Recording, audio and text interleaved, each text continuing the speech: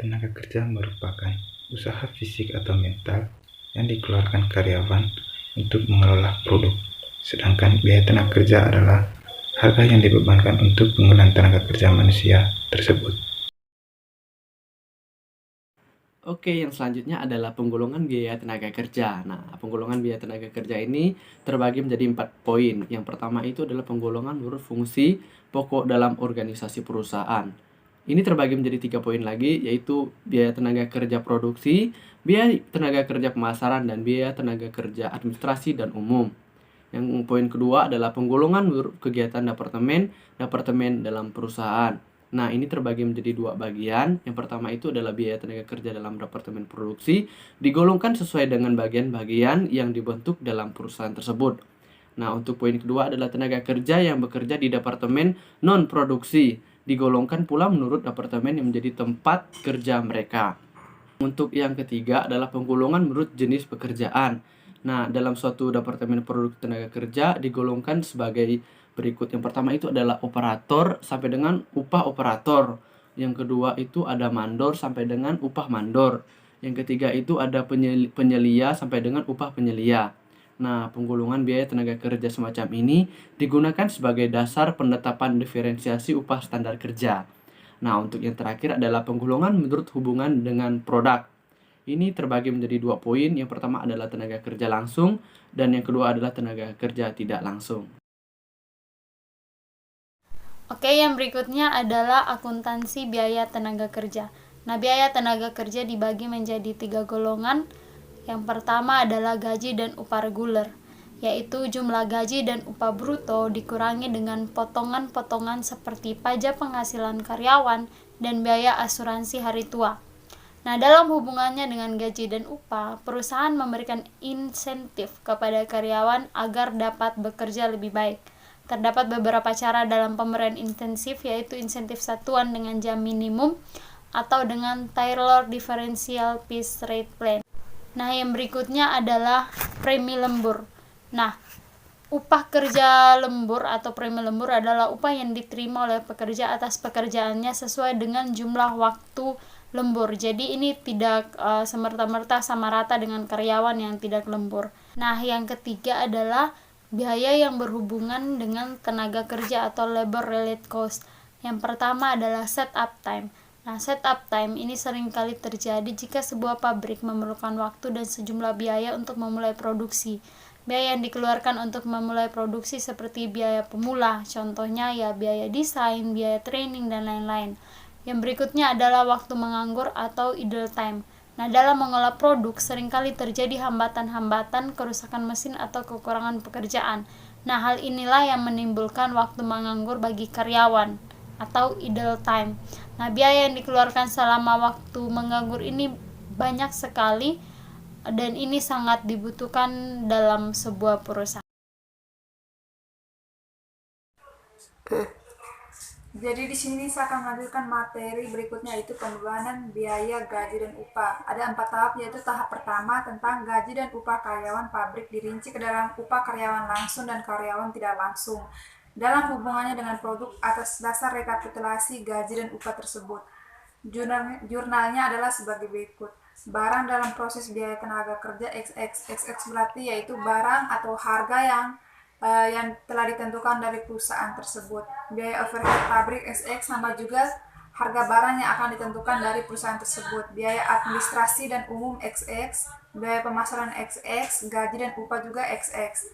Dan yang kedua, tahap kedua yaitu atas dasar daftar gaji dan upah tersebut, bagian keuangan membuat bukti kas keluar dan cek untuk pengambilan uang dari bank. Atas dasar bukti kas keluar tersebut, jurnalnya adalah sebagai berikut. Gaji dan upah XX sama juga ke tahap pertama, yaitu harga barang yang telah ditentukan. Utang PPh karyawan XX, utang gaji dan upah XX. Tahap ketiga yaitu tiap karyawan menandatangani daftar gaji dan upah sebagai bukti yang telah diterimanya gaji dan upah mereka setelah tiap pengambilan gaji dan upahnya. Atas dasar gaji dan upah yang ditandatangani karyawannya adalah jurnalnya adalah sebagai berikut. Utang, gaji, dan upah sama juga Ini XX harga barang yang telah ditentukan, kas XX. Jadi yang tahap keempat yaitu penyetoran pajak penghasilan PPh karyawan ke kas negara. Jurnalnya adalah sebagai berikut: utang PPh karyawan kas XX. Baik, akan saya lanjutkan. Jadi dari kelompok kami telah menyiapkan 2 contoh soal ya, yaitu tentang perusahaan ABC dan PT Maju. Nah, contoh soal yang pertama itu tentang perusahaan ABC, di mana bisa dilihat pada slide, perusahaan ini mempekerjakan 2 orang karyawan, yaitu Amin dan Badu. Nah, di situ menurut kartu hadir yang telah dibuat, Amin ini bekerja selama 40 jam dalam seminggu dengan upah 10.000 per jam, sedangkan Badu ini bekerja selama 40 jam juga dengan upah 7.500 per jam. Nah, hal ini bisa terlihat jelas juga dalam tabel pertama ya, di mana untuk pesanan 103, Amin bekerja selama 15 jam dan Badu selama 20 jam.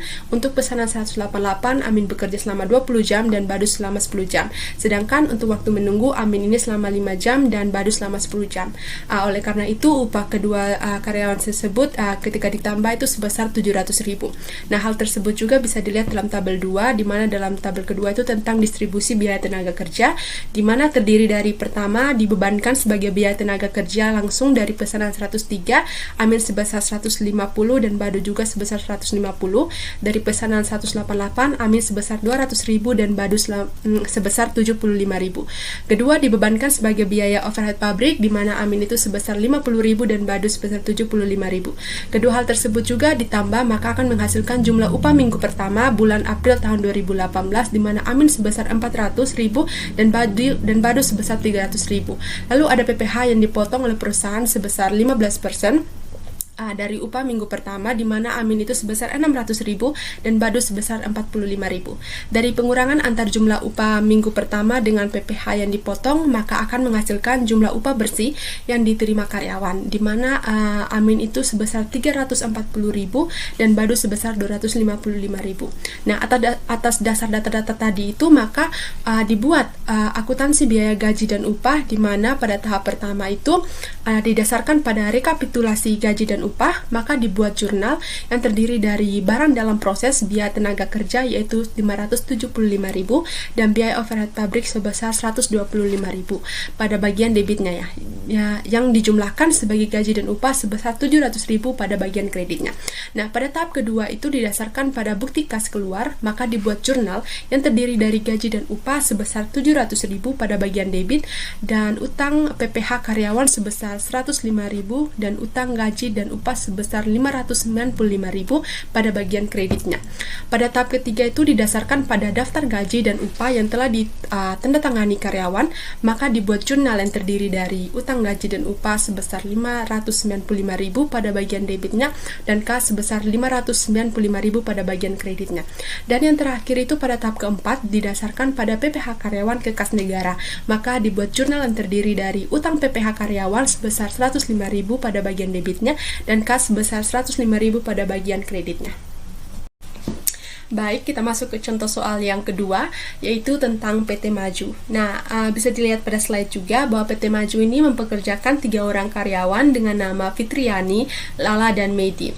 Nah, di situ menurut kartu hadir yang telah dibuat, Fitriani ini bekerja selama 35 jam dalam seminggu dengan upah itu sebesar 1.000 per jam. Lala ini bekerja selama 35 jam juga dengan upah 1.200 per jam. Sedangkan Medi ini bekerja selama 45 jam dengan upah sebesar 1.500 per jam.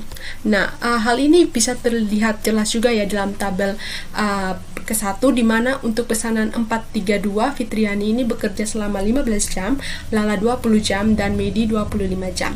Untuk pesanan 321 Fitriani ini bekerja selama 15 jam, Lala 15 jam, dan Medi selama 10 jam.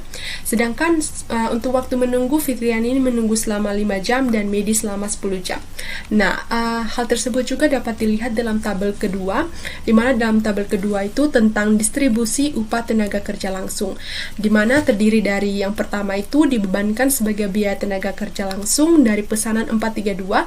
Fitriani ini sebesar 15.000, Lala sebesar 24.000, dan Medi sebesar 37.500. Dari pesanan 321 ini Fitriani sebesar 15.000, Lala sebesar 18.000, dan Medi sebesar 15.000.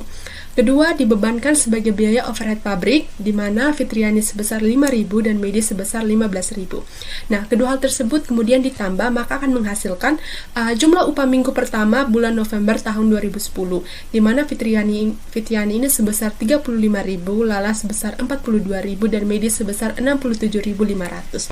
Lalu ada PPh yang dipotong oleh perusahaan dari upah minggu pertama, di mana Fitriani ini sebesar 7.000, Lala sebesar 8.400, dan Medi sebesar 13.500. Nah, dari pengurangan antar jumlah upah minggu pertama tadi dengan PPh yang dipotong, maka akan menghasilkan jumlah upah bersih yang diterima karyawan, di mana Fitriani ini sebesar 28.000, Lala sebesar 33.600, dan Fitriani sebesar 54.000. Nah, atas dasar data-data tersebut tadi, maka dibuatlah akuntansi biaya gaji dan upah, di mana pada tahap pertama itu didasarkan pada rekapitulasi gaji dan upah, maka dibuat jurnal yang terdiri dari barang dalam proses, biaya tenaga kerja yaitu 124.500, dan biaya overhead pabrik sebesar 20.000 pada bagian debit, yang dijumlahkan sebagai gaji dan upah sebesar 144.500 pada bagian kredit. Nah, lalu ada pada tahap kedua didasarkan pada bukti kas keluar, maka dibuat jurnal yang terdiri dari gaji dan upah sebesar 144.500 pada bagian debit, dan utang PPh karyawan sebesar 28.900, dan utang gaji dan upah sebesar 115.600 pada bagian kredit. Nah, pada tahap ketiga itu didasarkan pada daftar gaji dan upah yang telah ditandatangani karyawan, maka dibuat jurnal yang terdiri dari utang gaji dan upah sebesar 115.600 pada bagian debit, dan kas 115.600 pada bagian kredit.